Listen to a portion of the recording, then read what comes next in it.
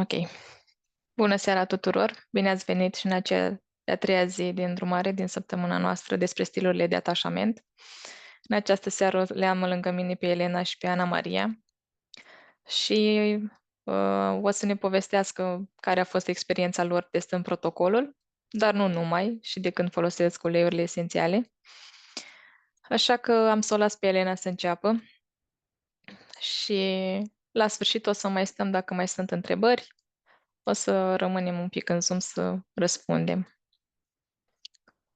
Bună seara! Bună, Elena! Bună seara, da. Eu sunt Elena. Folosesc uleiurile esențiale de ceva timp, cred că de mai bine de un an, așa. Nu, cred că de la începutul anului, dar de mai bine de un an în urmă am început să le achiziționez, dar nu le foloseam, să zicem așa, cum trebuie. Eu cu Adina sunt prietenă de câțiva anișori, dar niciodată n-am discutat vis-a-vis de uleiurile esențiale până când am avut eu așa o problemă care mă deranja destul de tare și atunci am început uleiala, să zicem așa. În ceea ce privește, adică o problemă din punct de vedere al atașamentului, că vorbim despre atașament, făcuserăm adică un stil de atașament mai, uite, am și emoții acum, că eu vă povestesc o chestie foarte personală cu cineva din familia mea și nu era tocmai în regulă. Iar Adina m-a ajutat foarte mult în perioada aceea să depășesc și stilul ei, nu numai uleiurile, deci abordarea ei întru totul m-a ajutat foarte mult și uleiurile, cum le-a îmbinat, deci eu am folosit foarte mult din bergamot, consol, balance, forgive, deci nu numai uleiurile din protocolul ăsta pe care le-am utilizat acum în ultima lună, vetiver și ylang ylang, roman camomil, deci au fost foarte multe variante pe partea asta de uleiurile de la doTERRA care funcționează foarte, foarte bine. Cum a ajutat? Adică ele mi-au redus starea de anxietate, deci făceam atacuri de panică, dacă mă credeți, mi-era foarte rău. La momentul ăla nu știu dacă mă duceam la un medic, nu știu dacă chiar m-a ajutat cineva, deci chiar putea să-mi dea vreo rețetă, că vreun tratament cu pilula minune care să mă ajute. Deci aveam nevoie de consiliere și de aceste uleiuri aproape non-stop o perioadă. Deci o perioadă chiar l-am folosit ca și tratament. Pot să zic ca și tratament. Și credeți-mă că ele chiar au funcționat și n-aș fi crezut că sunt o persoană foarte... nu cred așa în orice. Deci eu chiar achiziționam uleiurile, dar nu le foloseam. Mai mult erau pentru aromaterapie, așa, să le pun în difuzor, le risipeam, să zicem așa, le puneam în cadă, făceam niște chestii care nu erau complet folositoare, cu toate că ele sunt, adică au și o sumă de bani, adică le foloseam mai mult așa pentru mine, doar că îmi plăceau cum miroseau și atât. Și am descoperit puterea lor doar pentru că am avut o chestie, chiar, adică chestia asta cu atașamentul, care a fost chiar personal pentru mine și mă durea foarte tare, vă ziceam, aveam atacuri de panică, durere în piept, stare de anxietate, friz, deci și m-au ajutat foarte mult. Pot să vă zic dacă vrei și câteva combinații care le foloseam. Dădeam cu rozmarin, tămâie în creștetul capului. Foarte mult am folosit geranium și bergamot și intern și pe piept mă dădeam aici. Nu știu dacă vrei să mai completezi tu, Adina, să mai zici câte ceva, că eu nu mi-aduc aminte toate combinațiile, că au fost foarte multe. Deci, uite așa, mă îmbălsăma în toate stilurile. Și m-a ajutat, adică în sensul că am reușit să depășesc bucata asta de atașament, care a fost grozavă. Deci, bineînțeles că aveam și piedici, mi le puneam singură de cele mai multe ori, dar îmi dădea o claritate și o liniște. Deci se făcea liniște, chiar se făcea liniște.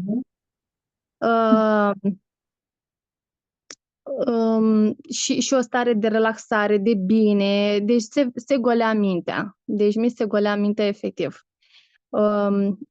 nu știu cum să vă zic ca să mă credeți pe cuvânt, pentru că poate sunt mulți dintre voi care nu cred așa mult în ele și poate deci eu simțeam la un moment dat că sunt la capătul puterilor, că chestia asta, problema aia mă epuiza atât de tare și mă stresa, deci îmi ocupa cel mai mult din timpul zilei. Deci 24 din 24 eu eram angrenat acolo, în atașamentul ăsta, care era nociv și toxic și care mă secătuia de putere. Deci eu nu puteam să fiu atentă, să mă concentrez cu familia mea, cu copiii mei, pentru că aveam această problemă.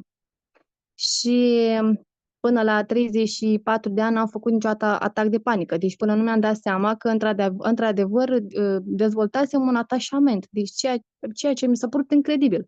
Adică incredibil că am putut să fac chestia asta și asta am adus-o la capăt cu Adina. Ea m-a ajutat foarte mult să-mi dau seama și ce gândesc și cum gândesc și bineînțeles numărul unu în revenirea mea, să zic așa, au fost uleiurile esențiale care m-au dus pe linia de plutire. Iar nu mai folosesc atât de mult cum foloseam înainte, pentru că atunci a fost așa, adică, cum să vă zic, ca un tratament, ca și cum ai o gripă și îți dă cineva o rețetă și rețeta la mine chiar a mers. După care am luat de întreținere, o chestie așa mi-a adus mai multă liniște adică din liniștea asta am putut să văd altă perspectivă a vieții, cu alți ochi, cu detașare. Deci, bineînțeles că persoana aia nu a dispărut din viața mea, este o persoană apropiată, o rudă chiar și ea tot reapare în diferite circunstanțe și ipostaze și în întruniri de familie, dar eu m-am detașat. Ceea ce mi se pare extraordinar. Credeți-mă că număram zilele, orele, minutele, deci când vorbesc, eram super, super stresată, acum nu mai am problema asta. Și îi mulțumesc din toată inima mea Adinei și uleiurile esențiale, că ele m-au ajutat, ele două. Numărul unu. În primul rând, tu te-ai ajutat, Elena, ca să înțelegeți un pic contextul. Deci, cumva, Da, mă ajută. problema cea mai mare a Elenei era că atunci când nu reușea să vorbească cu persoana, dacă când să se conecteze cu persoana respectivă, își făcea tot felul de filme în cap, adică o dramă din toată povestea asta, pentru că nu știa cum va reacționa persoana, că de ce nu-i răspunde, că e supărată pe ea, că foarte multe registre. Filme. Filme, da, exact. Aveam teama asta de abandon, de respingere, și aveam senzația că dacă nu fac ceva, mă respinge, nu o să mai vorbească cu mine, nu aveam încredere în mine sub nicio formă. Și după aia, cu încredere și așa, mi-am dat seama că chiar se poate și adică chiar pot să fac anumite chestii care nu puteam să le fac înainte, adică să nu sun, să nu apelez, adică eu sunam uneori și doar ca să nu se supere, doar ca să nu, adică făceam chestii care erau împotriva voinței mele, fără ca eu să mi le doresc. Și chestiile astea îmi provocau anxietăți, dureri în piept, dureri de burtă, amețel, dureri de cap, niște chestii groaznice, care niciodată nu am crezut că pot să-mi dau, cum zicea și Crina Vere, și să-ți dai cu mintea în fizic. Asta făceam. Da, și adică eram conștientă de ele, dar nu puteam să le opresc. Deci credeți-mă că era horror. Nu puteam nu știam cum să fac, adică le revedeam, deci eram într-o roată de hamster, îmi dădeam seama că sunt acolo, fac chestia aia de luni de zile, deci nu de luni, de ani de zile și nu reușeam să ies. Am ieșit. Am ieșit pentru că telefoanele mele către Adina s-au redus, deci eu stresam zi de zi și de nu știu câte ori pe zi cu zeci de mesaje și cu în drama. Și la un moment dat au încetat, nu? Asta vroiam să completez, da. Au încetat într-un mod frumos. Da. Deci n-aveam încredere în mine și asta s-a văzut. Uleiurile mi-au dat și putere, adică și mai am o chestie, uite, tot vis-a-vis de atașament, că uite, aveam atașamentul ăsta față de medicamentele astea, aveam un stil de atașament față de o persoană, de o doctoriță. care mi-a plăcea foarte mult de ea și plăteam foarte mulți bani pe rețetele și pe întrunirile cu ea. Și la un moment dat, fetița mea are o alergie la lapte și într-o seară dezvoltaseră o tuse din asta spastică care nu se mai oprea. Și am încercat toate rețetele ei, toate variantele ei, cu toate granulele, cu absolut tot, până când, într-o seară, nu mai știam ce să mai fac, farmaciile erau închise și m-am gândit, hai să fac eu un protocol, era pentru prima oară când le foloseam, hai să fac eu un protocol respirator. Așa, adică oricum tușea în continuu fără să mai oprească, deci la fiecare inspir era câte o tuse. Deci avea mai bine de o oră în care ea nu se oprea. Și am făcut protocol respirator, vă zic, pe ceas, în 10 minute, un sfert de oră, s-a oprit. Și am zis, nu cred așa ceva. Deci nu, este imposibil. Deci eu vă arăt cu poze, vă trimit după, am farmacie în casă. La mine găsiți orice. Deci orice, absolut orice. Și n-am crezut câteva uleiuri, poate să fac chestia asta. Am zis, incredibil. Deci nu se poate așa ceva. Și eu le rispeam pe la baie, deci nu vreți să știți ce făceam pe încadă cu ele. Lavandă, 5, 6, 10 picături. Ei, ce să mai facem cu astea? Că oricum, doar miros, n-au nicio putere. Până am văzut ce putere poate să aibă, ce valoare au și cât de importante sunt și de atunci am strâns, am foarte multe, deci vreo 2 cutii, nu mai scăpăm de ele, sunt prin toată casa și le mulțumesc că există și îți mulțumesc ție că ești și că ești în viața mea și te iubesc. Și eu te iubesc și, da, e și sprijinul echipei, da, că întreaga energie și toate informațiile cumva ne susținem reciproc. Eu îți mulțumesc că ai avut curajul să împărtășești experiența asta și să văd că ești bine. Da, sunt foarte bine și îți mulțumesc. Sper că am fost destul de explicită. Dacă mai este ceva, poți să mă întrebi, răspund. Nu știu, e prima oară când vorbesc live așa și am avut câteva emoții. E Dacă foarte mai bine. eu vă zic, vă povestesc, sunt sinceră. Da, e foarte bine așa, adică nu... Ai fost Super, destul de clară. super. Mulțumesc tare mult. Mulțumesc și eu, Elena. Mulțumesc. O seară bună, vă urmăresc și eu în continuare. Ana Maria, ai cuvântul. Bună seara, sunt Ana Maria. Nu-mi place să vorbesc în public, chiar dacă nu văd publicul. Da, referit la uleiuri esențiale mai mult decât la protocolul care l-am făcut, dar l-am făcut de prea puțin timp ca să pot să-mi dau seama dacă am scăpat sau nu de un stil de atașament. Cred că al meu e anxios, mai mult ca sigur. Deci, ceea ce am văzut, în schimb, că le folosesc din decembrie, căutam o soluție pentru o rinită cronică care de 17 ani mi-a luat gustul și mirosul, sau le-am dat eu, nu știu, voi descoperi mai târziu.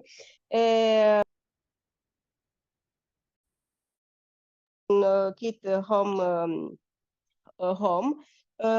m-au ajutat foarte mult, în schimb, să-mi revin după moartea mamei mele, care nu reușeam să o accept de vreo 6 luni. Deci, ceea ce am observat e că, efectiv, ceea ce nu acceptam, nu știu acum dacă e legat și asta de stilul de atașament, habar n-am, m-a ajutat încet să realizez că nu puteam să fac mai mult decât am făcut. Ceea ce pentru mine a însemnat foarte mult ca într-o lună să nu mai plâng, să nu continui să mai mă învinovățesc în continuu, cum o făcusem pentru 6 luni de zile. Deci astea doar cu uleiurile din kit, cu lavandă, cu tămâie, cu toate, că îmi plăceau să le experimentez. Nu știu, ceea ce m-a mai făcut să mai realizez, să-mi dau seama, să reușesc să-mi dau seama când simt momente din astea de frică, de anxietate, care înainte nu puteam să o identific. Acum o identific, îmi dau seama, încerc să-mi zic, băi, nu e o stare de neliniște oarecare, încerc să identific de ce îmi provoacă acea stare. Și de când am început protocolul, dar asta pe la sfârșitul lui august, că atunci am vorbit cu Adina, coincidență sau nu, dar de fapt nu sunt coincidențe. M-am hotărât dintr-o dată să fac ceea ce nu făceam de ani de zile, să fac un pic de ordine, ceva mai profund în tot ce aveam prin casă, care trebuia să le arunc de foarte mult. Probabil și asta ține de atașament, nu știu, nu-mi dau seama, presupun că da. Deci m-am hotărât dintr-o dată și că era timpul să renunț la lucruri care nu mai erau de folos de vreo 10 ani, cred. Nu știu altceva ce să vă spun. Referitor la rinită, am avut câteva mici succese, dar e o rinită care durează de vreo 17 ani, deci uleiurile mi-au dat speranță că se poate pot să simt din nou gusturile și mirosurile, dar e o muncă de durată. În rest, este pentru mine o descoperire fantastică, să găsești ceva care să nu-ți facă rău și care depinde doar de tine. Deci tu hotărăști cum să le folosești, sub îndrumarea celor ca Dina, celor care știu mai multe decât noi. Deci, pentru mine e o experiență mai mult decât pozitivă. O recomand oricui, dar nu toată lumea vrea să fie responsabilă de propria soartă. Nu știu ce altceva să vă spun. Cum am zis, eu sunt foarte sintetică, deci nu știu altceva ce să mai adaug. Păi uite, ziceai că mușețelul te ajuta să dormi. Da. Da, am uitat. De când am început cu protocolul cu mușețelul, ceea ce am observat, că atunci când îl iau, adorm, am o fază pentru că sufer și de insomnie, sau mă rog, care n-am avut același efect cu lavanda, dar cu mușețelul, da, am reușit să dorm mai bine. Chiar dacă mă trezesc noaptea, sunt conștientă, am un moment în care dorm chiar profund. Și asta l-am observat cu mușețelul când îl iau. Pentru că eu trebuie să fac experimente. Când îl iau, când nu îl iau, ca să văd dacă le iau degeaba sau nu. Deci, cu mușețelul, da, am observat această chestie și mi-a plăcut. Vreau să continui. Păcat că e decât la 5 mililitri. Da. În rest, îmi dau o stare așa de liniște. Liniște, ceea ce nu e rău, pentru că sunt destul de anxioasă. Mi-am dat seama în ultimul an. Deci, eu care credeam că sunt super tare, nu mă clântește nimic, îmi dau seama că neliniștea care o am în mine pot să o identific și eventual să o elimin. Sau, mă rog, identificând deja mă liniștesc un pic. Da, păi și cu rinită. Ai avut câteva episoade în care ai simțit gustul Da. și mirosul, deci... Da, ceea ce pentru mine a însemnat speranță, care de 17 ani tot am încercat tot felul de medicamente, tot felul de fiecare venea cu câte o idee din medicii care i-am văzut, din toate terapiile care le-am făcut. Deci, de la nu avea speranță că nu o să mai simt nimic, uleiurile mi-au dat această speranță, iar când le simt, în sfârșit simt ceea ce pun în difuzor, pentru cât timp durează. Deci totul depinde de mintea mea, de creierul meu și de uleiurile care eu le pun și când le simt e superb. Când nu le simt, știu că sunt acolo și își fac treaba oricum. Exact. Deci, pentru mine, le recomand oricui, dar e o zonă în care homeopatia nu funcționează. Deci, Apropo de rinită, uite, poate fi și ăsta un atașament. Să te gândești la asta.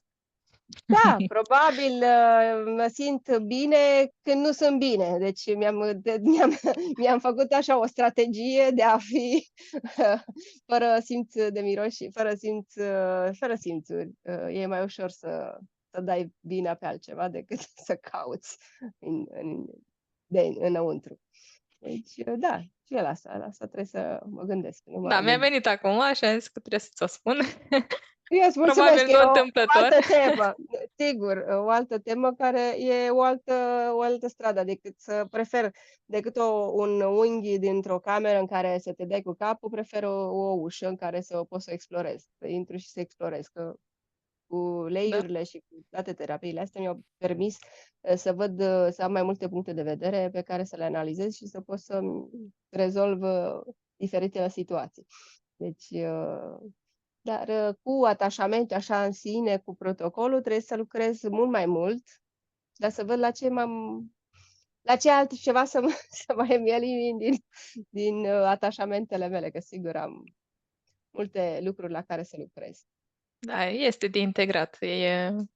Cum ziceai și tu, uneori o lună e destul de puțin ca să ne dăm seama ce anume Da, am eliminat, ce mai avem de primul rând, lucru. da. În primul rând trebuie să îți dai seama ce fel de stil ai. Deci deja e Exact. complicat că dacă e pentru prima oară care intri în contact cu informația asta, deja e ceva. După aia să-ți dai seama, să te analizezi, ai nevoie de mult mai mult timp. Cred că discuția asta trebuie să o avem peste câteva luni în care să vedem celelalte efecte, pentru că am văzut că efectele sunt, din punct de vedere emotiv, uleiurile sunt super, super. Așa este. Mi-am revenit cel puțin să accept pierderea cuiva foarte drag și să nu mă învinovățesc, ceea ce pentru mine a însemnat un pic mai multă liniște, să reușesc oarecum să mă odihnesc, care nu puteam de 6 luni, Deci tot un atașament a fost și de mama, pentru da, că e prima figură pe care noi o vedem atunci când ne naștem și automat da, ne și mai ales coreglăm cu ea. un sens de vinovăție care era acolo, pero, deci n-are preț, să zicem, liniște. Așa e. Eu îți mulțumesc mult, Ana. Ne-ai Îți mulțumesc povestit. pentru toate sfaturile. Îmi pare rău, nu sunt foarte... Nu-mi place să Nu trebuie vorbesc. să-ți pară rău. A fost foarte bine așa cum a fost. Îți mulțumesc de tot și de toate informațiile care mi le dai de fiecare dată.